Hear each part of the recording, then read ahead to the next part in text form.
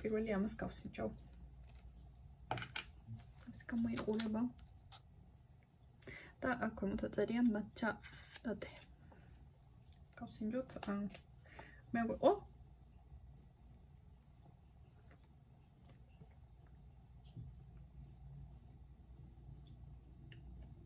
გამაყინა. ტვინს დაკბილებით. მაგრამ გემრიელია. მანჩას გემოაკ, ტკბილია. კარგია, კიდე ვიყიდი.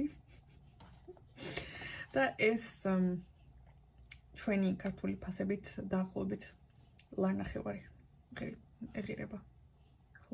ლარნახევარი დაახლოებით ესე და ესე ზუსტად ეგრე. ესეა. და YouTubers რო უყურებდი, გოგოს ვინც ეს ჭამა და ვისგანაც გავიგე ამ ნაყინის შესახებ. ისე აკრატუნებდა და ისე ახრამუნებდა შოკოლადს მაინტერესებს. ჩემს ასას თუ ექნება იგითი ხმა.